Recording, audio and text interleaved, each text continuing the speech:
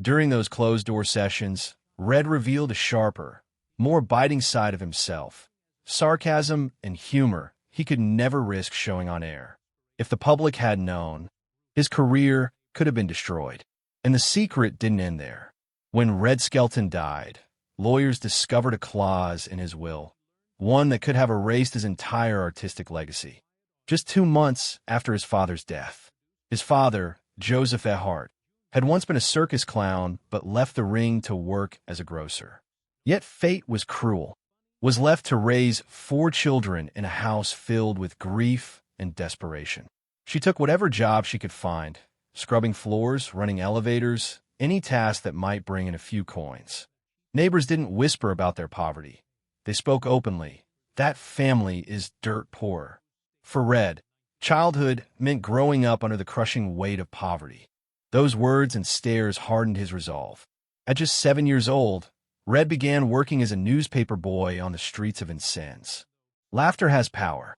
Then, at the age of 10, came a turning point. One day, while selling papers outside the Pantheon Theater, Red was spotted by famous comedian Ed Wynn. To push himself, and to never let silence linger in the theater. That boat didn't just save him, it forged him. By the age of 15, Red was no longer a novice. Red wore the makeup of a clown.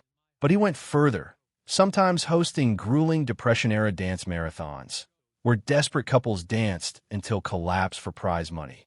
He met Edna Stillwell, a 16-year-old usher working at the Pantages Theater. At that time, Red was hosting a grueling dance marathon, a popular form of entertainment during the Depression era, encouraged him to study for a high school diploma, and most importantly, she wrote much of his comedy material. Even after their divorce 13 years later, Edna continued to write for him. The act propelled Red and Edna onto bigger stages. In 1937, they were booked at Lowe's State Theater in New York, one of the most prestigious venues of the era. And even the White House, where President Franklin D. Roosevelt invited him to perform at official events. Edna wasn't just by his side. She was the silent architect shaping his rise. He transformed from a struggling stage performer into a rising radio star. By October 1938, NBC cemented his place in the industry by naming him the new host of Avalon Time, replacing Red Foley. Another enduring creation was Clem Kadiddlehopper, a bumbling, lovable character based on a real neighbor from Red's hometown in Indiana. Quirky and accessible to all ages, families could gather around the radio, confident that everyone, from children to grandparents, would laugh together. By the early 1940s, radio made Red Skelton a household name, but it was only the beginning. Soon, Hollywood, the dream factory of America, came calling. In 1938, Red made his film debut in Having Wonderful Time. Alongside Ginger Rogers and Douglas Fairbanks Jr., he played Itchy Faulkner, a bumbling camp social director. Although many of his scenes were cut, critics still noticed his comedic energy and timing. The film earned over $1 million at the box office, a strong success for the time, and opened the doors of Hollywood to Red. Shortly after, he signed with MGM Studios. Bathing Beauty, 1944, a musical originally written for Red, but remembered for launching Esther Williams as a star. The Fuller Brush Man, 1948, where Red played a hapless door-to-door salesman caught up in a murder mystery, blending suspense with comedy. In these films, Red proved he was more than a gag machine. The grueling pace quickly wore him down. In his diary, Red described moments of near collapse, when exhaustion made him forget parts of his act. In April 1945, he was sent to Italy. I must have been the only celebrity who went into the army a private and came out a private. But beneath the humor was pain, unlike some stars who were given safe assignments. While many radio stars feared this new technology would end their careers, for Red, it was the chance of a lifetime. On September 30th, 1951, the Red Skelton show premiered on NBC. The stunt earned huge laughs, though it caused real injuries that forced him to drop it later. Still, the impact of that first episode was enormous. By the end of its first season, Milton Berle, known as Mr. Television, This marked Red's official arrival as one of TV's biggest stars. In 1954, Red made a bold move, transferring his show to CBS. Red also became a pioneer in television technology. Between 1955 and 1960, he personally financed color broadcasts of his show, even when CBS was reluctant to embrace the transition. One stood out as the most beloved, Freddy the Freeloader. Freddy first appeared in 1952, just a year after the Red Skelton show premiered on television. Freddy was a homeless tramp. What made Freddy so special were the segments known as the silent spot.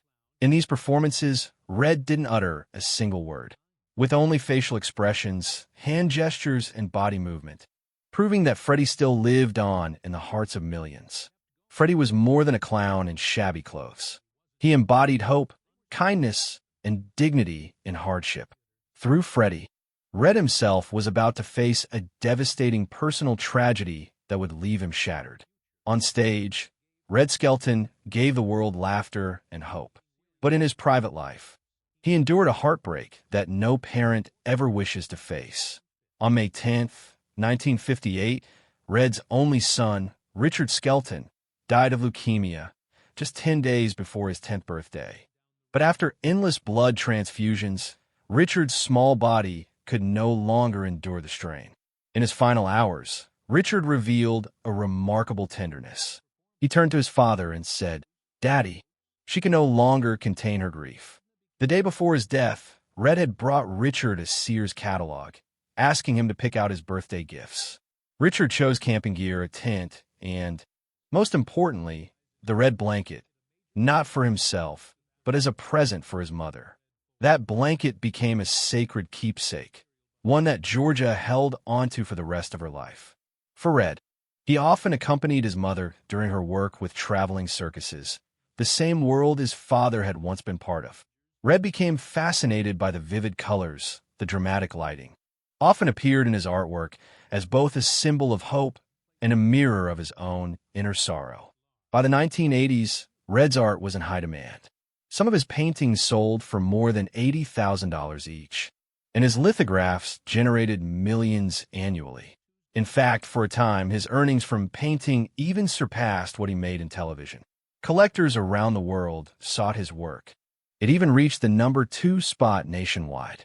For families across the country, Red wasn't just a comedian, he was part of their living rooms, a familiar voice and face that brought joy every Tuesday night. But in 1970, everything changed. Despite consistently strong ratings, CBS abruptly canceled the Red Skelton show.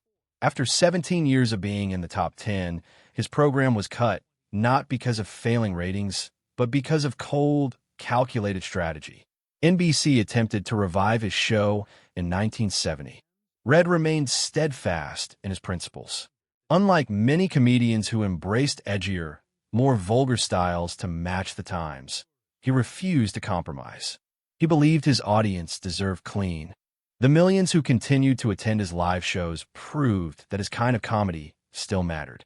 Although Red Skelton brought laughter to millions, his private life was filled with shadows and pain few ever saw.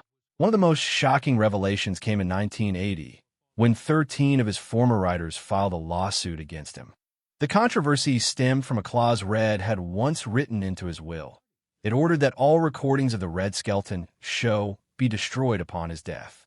If carried out, this decision would have erased not only Red's legacy, but also decades of creative work from the writers who had built the show with him.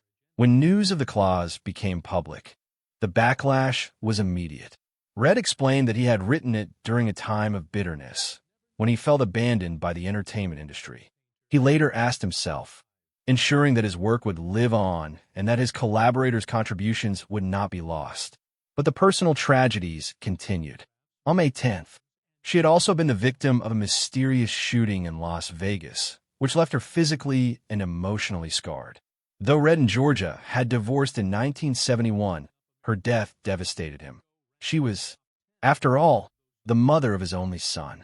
After her passing, Red withdrew from performing for more than a decade, consumed by grief and unable to return to the spotlight. In 1973, They settled into a quiet life on a ranch in California, raising horses and tending bonsai trees. Far from Hollywood's noise, Red wrote her daily love letters, small tokens of devotion that she kept, discovering some only after his death. Even with Lothian's love and the tranquility of his later years, the ghosts of Red's past, his son's death, the betrayal by the television industry, writing daily letters to his wife Lothian, and occasionally performing. Yet those who knew him best said that after the loss of his son Richard and his ex-wife Georgia, and most importantly, in the hearts of those who grew up with him, that is the immortality of a true legend, a clown who turned a life of tears into a treasure of laughter.